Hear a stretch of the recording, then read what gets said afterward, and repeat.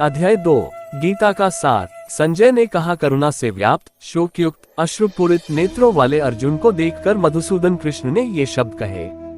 तात्पर्य, भौतिक पदार्थों के प्रति करुणा, शोक तथा अश्रु ये सब असली आत्मा को न जानने के लक्षण हैं। शाश्वत आत्मा के प्रति करुणा ही आत्म साक्षात्कार है। इस श्लोक में मधुसूदन शब्द महत्वपूर्ण है। कृष्ण ने मधु नामक असुर का वध किया था और अब अर्जुन चाह रहा है कि कृष्ण उस अज्ञान रूपी असुर का वध करे जिसने उसे कर्तव्य से विमुख कर रखा है। यह कोई नहीं जानता कि करुणा का प्रयोग कहाँ होना चाहिए। डूबते हुए मनुष्य के वस्त्रों के लिए करुणा मूर्खता होगी। अज्ञान सागर में गिरे हुए मनुष्य को केवल उसके बाहरी पहनावे अर्थात स्थूल शरीर की रक्षा करके नहीं बचाया जा सकता। जो इसे नहीं जानता और बाहरी पहनावे के लिए शोक करता है वह शूद्र कहलाता है, अर्थात वह वृथा ही शोक करता है। अर्जुन तो क्षत्रिय था, अतः उससे ऐसे आचरण की आशा न थी, किंतु भगवान कृष्ण अज्ञानी पुरुष के शोक को विनष्ट कर सकते हैं और इसी उद्देश्य से उन्होंने भगवद गीता का उपदेश दिया। यह अध्याय हमें भौतिक शरीर तथा आत्मा के वैश्लेषिक अध्ययन द्वारा आत्म साक्षात्कार का उपदेश देता है, जिसको व्याख्या परम अधिकारी भगवान कृष्ण द्वारा की गई है। ये साक्षात्कार तभी संभव है जब मनुष्य निष्काम भाव से कर्म करे और आत्मबोध को प्राप्त हो। श्री भगवान ने कहा, हे अर्जुन, तुम्हारे मन में ये कलमश आया कैसे? यह उस मनुष्य के लिए तनिक भी अनुकूल नहीं है जो जीवन के मूल्य को जानता हो। इससे उच्चलोक की नहीं अपितु अपयश की प्राप्ति होती है। इसका मतलब यह है कि कृष्ण और भगवान अभिन्न है, इसीलिए पूरी गीता में कृष्ण को भगवान कहा गया है। ईश्वर परम सत्य का शिखर है। परम सत्य की प्राप्ति ज्ञान की 3 अवस्थाओं में होती है, ब्रह्म या निर्दिष्ट सर्वव्यापी चेतना, सर्वोच्च स्व या भगवान का अंतरतम रूप जो सभी जीवित प्राणियों के हृदय में है, और भगवान या श्री भगवान कृष्ण। श्रीमद् भागवत 1.2.11 में सर्वोच्च सत्य की इस अवधारणा को इस प्रकार समझाया गया है। परम सत्य को जानने वाले कहते हैं कि ज्ञान एक ही है।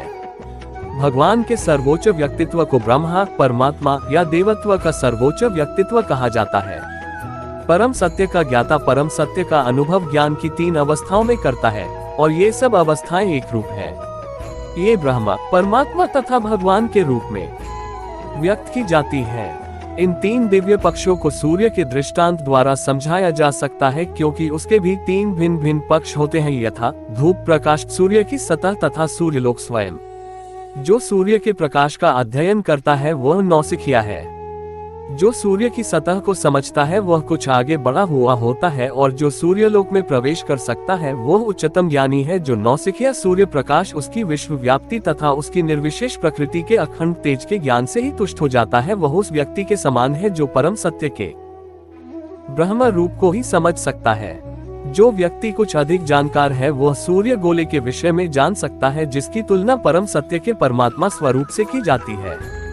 जो व्यक्ति सूर्यलोक के अंतर में प्रवेश कर सकता है उसकी तुलना उससे की जाती है जो परम सत्य के साक्षात रूप की अनुभूति प्राप्त करता है।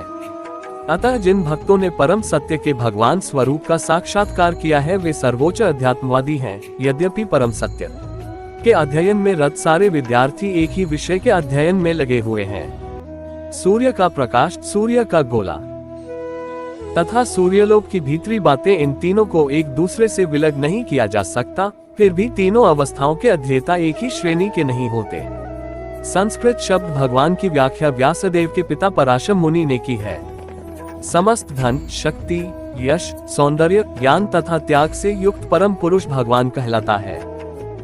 ऐसे अनेक व्यक्ति हैं जो अत्यंत धनी हैं, अत्यंत शक्तिमान हैं, अत्यंत सुंदर हैं और अत्यंत विख्यात, विद्वान तथा विरत भी हैं, किंतु कोई साधिकार यह नहीं कह सकता कि उसके पास सारा धन, शक्ति आदि है।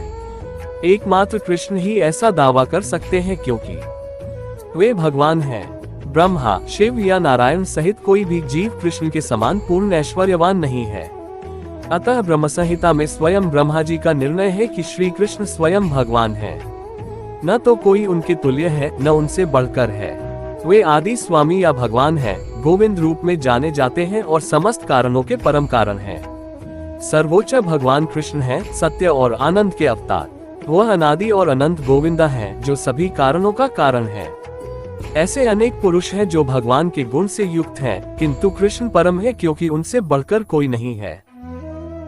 वे परम पुरुष हैं और उनका शरीर सच्चिदानंदमय है। वे आदि भगवान गोविंद हैं और समस्त कारणों के कारण हैं।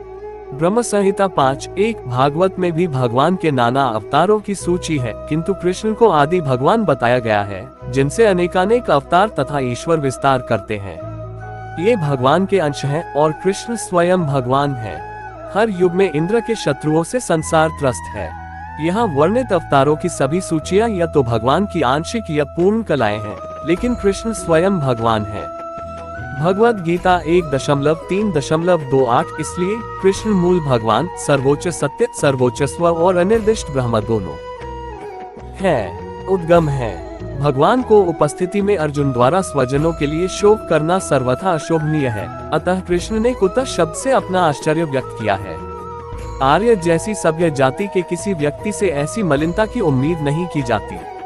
आर्य शब्द उन व्यक्तियों पर लागू होता है जो जीवन के मूल्य को जानते हैं और जिनकी सभ्यता आत्म साक्षात्कार पर निर्भर करती है। देहात्म बुद्धि से प्रेरित मनुष्यों को ये ज्ञान नहीं रहता कि जीवन का उद्देश्य परम सत्य, विष्णु या भगवान का साक्षात्कार है। वे तो भौतिक जगत के बाह्य स्वरूप से मोहित हो जाते हैं, अतः वे ये नहीं समझ पाते कि मुक्ति क्या है। जिन पुरुषों को भौतिक बंधन से मुक्ति का कोई ज्ञान नहीं होता, ये अनार्य कहलाते हैं। यद्यपि अर्जुन क्षत्रिय था, किंतु युद्ध से विचलित होकर वह अपने कर्तव्य से गुमराह हो रहा था। उसकी यह कायरता अनार्यों के लिए ही शोभा देने वाली हो सकती है। कर्तव्य पथ से इस प्रकार का विचलन न तो आध्यात्मिक जीवन में प्रगति करने में सहायक बनता है, न ही इससे इस संसार में ख्याति प्राप्त की जा सकती है। भगवान कृष्ण ने अर्जुन द्वारा अपने स्वजनों पर इस प्रकार की करुणा का अनुमोदन नहीं किया।